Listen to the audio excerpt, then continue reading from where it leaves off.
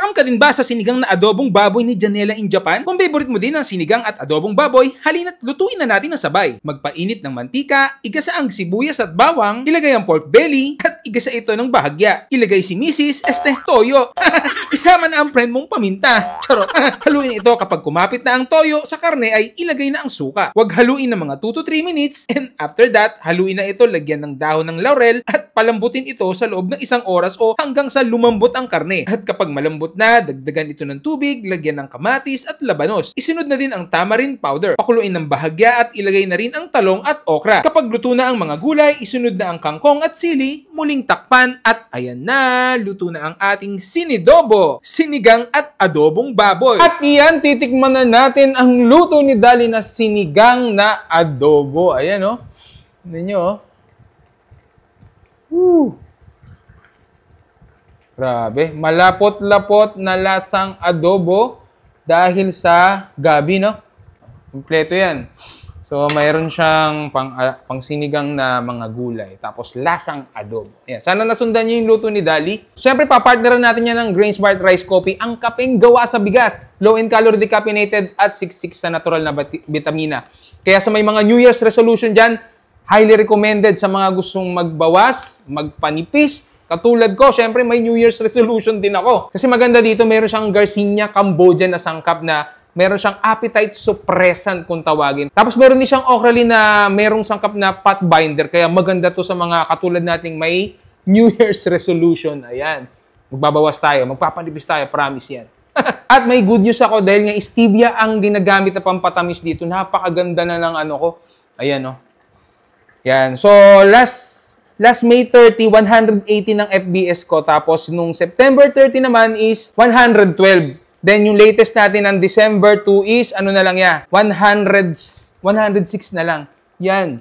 So, napakalaking factor pala nung kinakape ko dati sa FBS ko. Kaya sa mga diabetes dyan, highly recommended din. Kapeng gawa sa bigas. So, sa mga gustong bumili nito, message lang kayo sa akin sa Black Apps, Blue Apps, at saka sa Orange Apps lang. Doon lang kayo pwedeng bumili. Ayan. So, bago tayo magkumain, pray muna tayo. Ama, salamat po sa mga biyaya ito. Pakibasbasan po. Sa pangalan po ni Jesus. Amen. Ayan o, sabaw. Grabe o. Sheesh. Layatin muna dito, syempre, sabaw. Tikman nyo to, grabe. Ang sarap. Tapos, ito o. Yan, tikman na natin. Perting lamia.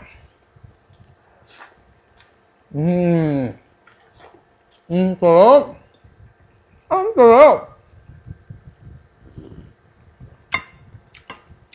Sarap, grabe.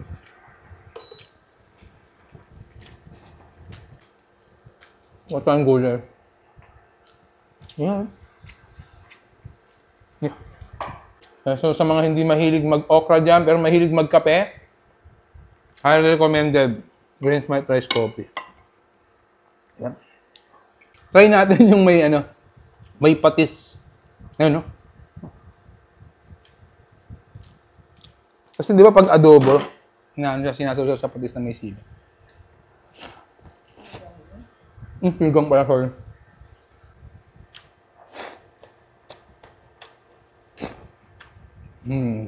Ito.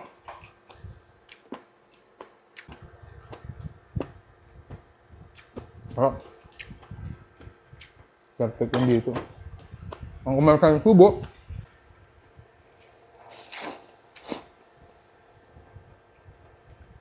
So.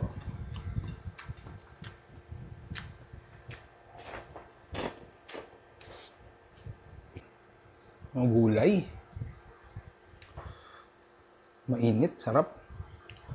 Yan o, sa mga gusto mag-try ha. Try nyo lang, huwag kayong mahiya. Naganda to, pigaan pa natin ng sili na green. Yan. Tapos ito. Ayan o.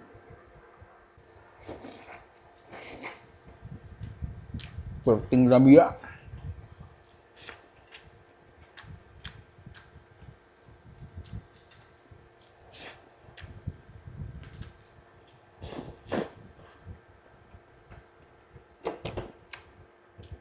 Maraming kangkong eh.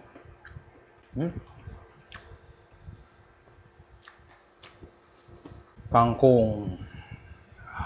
Natisama ito. Kaya ang maganda to, itong rice coffee kasi nga, stevia ang pampatamis niya.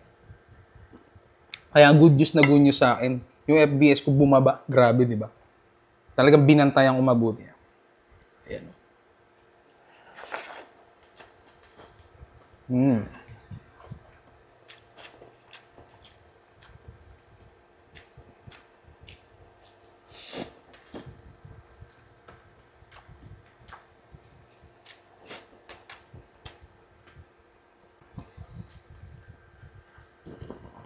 Yan. Kaya sa mga gusto yung sinigang at saka yung adobo, pagsamahin niyo na para hindi kayo, kunyari, misis mo gusto adobo, gusto niya, ikaw naman, sinigang. Gawin niyo to, promise. Ang sarap. Tapos maanghang konti, yung piniga ko yung tawag dito, ceiling green, solid, Tapos may mataba-taba na ganyan. Mga huling subo na natin.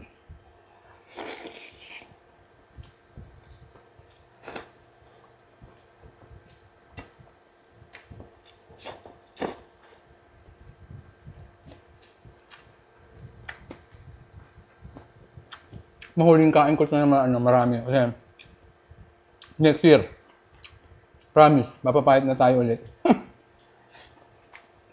Bumaba na kasing timbang ko nung nakaraan. Kaso mo, siyempre, naging masaya, bumaba yung timbang, nag-celebrate. Medyo nadagdagan na naman.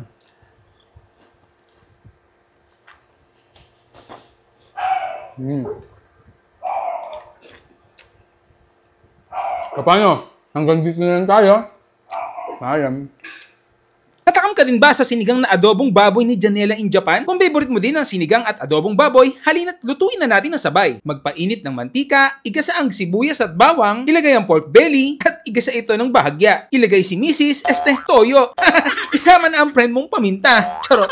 Haluin ito kapag kumapit na ang toyo sa karne ay ilagay na ang suka. Huwag haluin ng mga 2 to 3 minutes and after that, haluin na ito lagyan ng dahon ng laurel at palambutin ito sa loob ng 1 oras o hanggang sa lumambot ang karne. At kapag malambot na, dagdagan ito ng tubig, lagyan ng kamatis at labanos. Isunod na din ang tamarind powder. Pakuluin ng bahagya at ilagay na rin ang talong at okra. Kapag luto na ang mga gulay, isunod na ang kangkong at sili, muling takpan at ayan na, luto na ang ating sinidobo, sinigang at adobong baboy. At iyan, titikman na natin ang luto ni Dali na sinigang na adobo. Ayan, oh. Tignan nyo, oh. Woo! Grabe. Malapot-lapot na lasang adobo dahil sa gabi, no? Kompleto yan. So, mayroon siyang pang sinigang na mga gulay. Tapos, lasang adobo. Ayan. Sana nasundan niyo yung luto ni Dali. Siyempre, papartneran natin yan ng Grain Smart Rice Coffee. Ang kapeng gawa sa bigas. Low in calorie decaffeinated at 6.6 sa natural na vitamina. Kaya sa may mga New Year's resolution dyan, highly recommended sa mga gustong magbawas, magpanipis. Katulad ko, syempre may New Year's resolution din ako. Kasi maganda dito, meron siyang Garcinia Cambodia na sangkap na meron siyang appetite suppressant kung tawagin. Tapos meron din siyang Ocralin na